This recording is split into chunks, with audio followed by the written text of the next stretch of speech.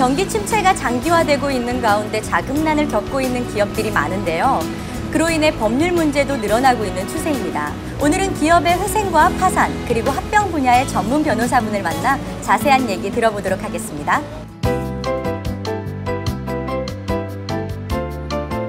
미국발 금융위기의 여파로 우리나라 기업도 자금난을 겪는 경우가 늘어나고 있다. 이에 대해 전문가를 만나 그 해법을 찾아본다.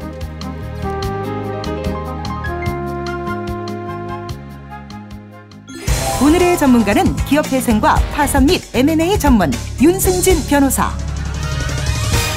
변호사님 안녕하세요. 네, 안녕하세요. 네, 요즘 기업 회생과 파산에 대한 관심이 굉장히 많아지고 있는데요. 기업 회생과 기업 파산에 대한 그 개념에 대해서 설명을 좀 부탁드릴게요. 기업 회생이란 회사가 지금 일시적으로 어려웠을 때 법원을 통해서 변제기를 위해받고 기업이 다시 회생할 수 있는 기회를 주는 게 기업 회생 절차라고 하고요. 네. 기업 파산 같은 경우는 현재 그 자산을 전부 정리해서 지금 채권자에게 지금 현재 자산가로 해서 채권자들에 변제하는 것을 법인 파산이라고 합니다. 기업의 회생이나 기업의 파산은 어떨 때 선택을 하는 게 가장 좋을까요? 사업 전망은 좋으나 일시적으로 현금 유동성이 장애가 있다든가 회사 운영이 어려운 경우에 기업 회생 절차를 이용하게 되는데요. 이러한 경우에는 변제기가 유예가 되고 그다음 채권자들의 강제 집행이 중지가 되고요. 법원으로 통해서 일정 금액 채무 탕감을 받게 돼 있습니다.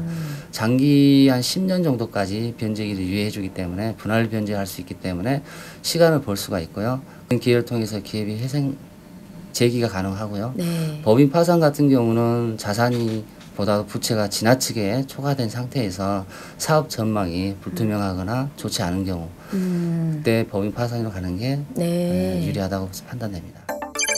기업 회생과 파산 신청 건수는 해가 갈수록 늘어나 사회적으로도 큰 문제가 되고 있다. 특히 신청 기업들의 부채 규모가 적은 것으로 미루어 중소기업들의 자금난이 심각한 것을 알 수 있는데 사내에 적립된 현금이 그다지 많지 않기 때문에 경기 변동이라든가 환율 변동에 민감하게 반응할 수밖에 없고요. 중간에 거래 관계에 있어서 중간에 끼어있기 때문에 상위 단계에서 또 부도라든가 또 파산이 있을 때 연쇄 부도, 연쇄 파산 경우가 많이 발생하고 있습니다. 회사를 유지할 수 있다는 점에서 경영인들은 그 기업 회생에 더 많은 관심을 가질 것 같은데요. 기업 회생을 신청만 하면 누구나 다 할 수 있는 건가요? 신청하는 자격은 특별히 규제는 없지만 법원에서 가장 중점적으로 보는 게 청산가치하고 계속기업가치라는 용어를 사용합니다. 청산가치는 지금 현재 자산을 현재의 가치로 평가해서 채권자들에게 변제할 수 있는 율 몇 퍼센트 정도 되냐 청산가치라고 그러고요. 계속기업가치는 10년 동안 회사가 계속 운영됐을 때 창출해낸 수익이 얼마나 되겠냐 그걸로서 채권자에게 변제하면 변제율이 얼마나 되겠느냐라는 용어입니다. 그래서 계속기업가치가 높으면 기업 회생 절차가 어느 정도 성공적으로 마무리가 될 수 있고요. 그 계속기업가치가 낮으면 파산 절차로 이관되게 되어 있습니다. 기업 회생은 신청권자의 신청으로 개시되는데 관리인은 이에 대해 채권자의 동의를 얻고 기업은 회생에 대한 계획안을 제출해 인가를 받아야 한다. 회생 신청에서 인가까지의 절차는 통상적으로 8개월 정도가 소요된다. 회생 신청을 하면은 거래처와의 계약 해지라든지 직원 이탈 같은 사내 분위기 때문에 경영자분들이 좀 많이 망설이실 것 같은데요. 기업 회생을 위해 적절한 시기가 있나요? 충분히 그 회생할 수 있는 기업도 적절한 시기를 놓쳐서 파산 절차로 갈 수밖에 없는 경우가 있습니다. 일단 법원에 예납금 정도 한 2,500만 원 정도 납부해야 되고 그다음 변호사에게 또 실비용으로 선임료를 줘야 하기 때문에 그 비용이 한 3, 4천 정도 됩니다.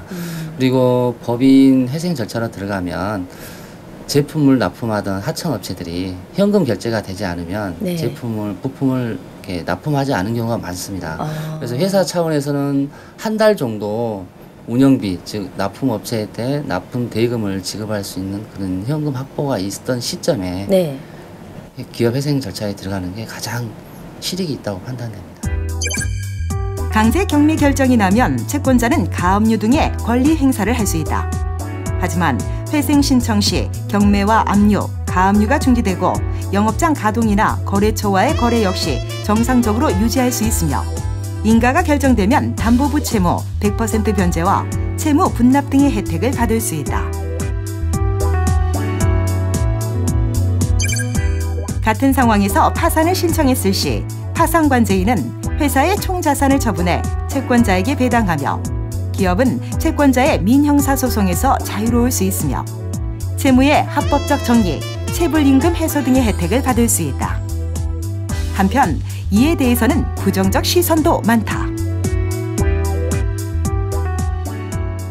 그런데 기업이 진 빚을 법원에서 조정해 주는 것에 대해서 경영자의 무책임 혹은 도덕적 해이라고 보는 일각의 시각들이 있는데요. 이것들에 대해서는 어떻게 생각하시나요? 도산법 기업회생 절차를 악용하는 몇몇 기업이 있긴 하지만 대부분 그 사업하신 분들은 최선을 다해서 열심히 하다가 막바지에 네. 그 단계 그 경영상 원인이라든가 예부적인 요건 때문에 일시적으로 경영이 어려워서 기업 회생 절차를 밟는 경우가 대부분이거든요. 그래서 도덕적 해이라는 게 항상 우리에게 의무는 있지만 그렇다고 하더라도 우리 사회에서 요즘 많이 언급된 것처럼 패자부활자지라고 해서 네. 한 번 실패했다 해서 영원히 낙인 찍히는 게 아니고 충분히 재기 발판을 삼아서 계속 기업 가치가 있다든가 회생 가치가 있다고 하면 기회를 주는 것도 충분히 사회 경제적인 측면을 봤을 때도 낫다고 판단됩니다.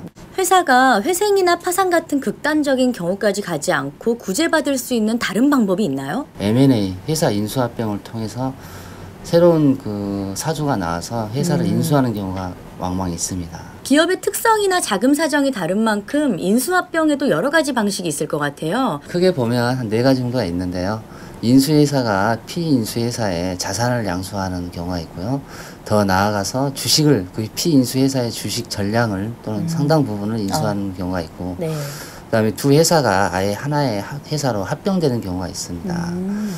네, 자산 인수라는 거는 피인수 회사의 물적, 인적 시설만 단순히 인수하는 걸 자산 인수라고 그러고요. 주식 인수는 구체적인 개개의 자산을 인수하는 게 아니라 주식을 인수해서 경영권 자체를 전체로 회사 통째로 인수하는 경우가 주식 인수고요. 합병 같은 경우는 두 회사가 법인을 해산하고 네. 하나의 회사로 신설 합병하는 경우가 있고요. 기존의 회사가 다른 회사를 기존 회사 이름으로 다시 흡수하는 흡수합병이 있습니다. 근데 인수합병을 잘못하면 손실이 크게 날 수도 있을 것 같은데요. 사전에 주의해야 할 것들은 어떤 게 있나요? 크게 2가지 쟁점이 있는데요. 하나는 회계실사고요. 하나는 법률실사입니다. 회계실사 같은 경우는 그 피인수회사의 재무 상태를 면밀히 실사해서 적극재산, 소극재산을 확정을 하고요.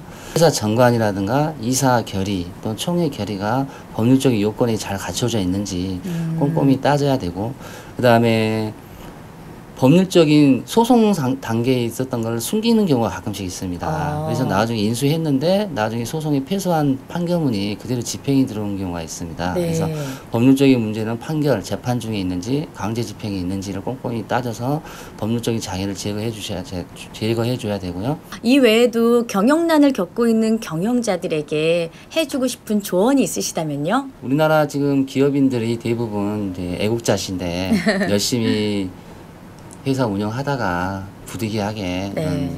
애로사항을 만나서 극단적인 상황까지 왔는데요. 주저하지 마시고 지금 제도권이 좀 어느 정도 완비가 되어 있기 때문에 네. 법과 제도 안에서 자기 기존의 경영 노하우를 다시 한번 살려서 충분히 재기 발판을 가졌으면 하는 바람이 있습니다. 변호사님, 오늘 말씀해 주신 정보가 지금 경영난을 겪고 있는 많은 경영인들에게 정말 큰 도움이 되었으면 좋겠습니다. 오늘 귀한 시간 내주셔서 감사합니다. 감사합니다.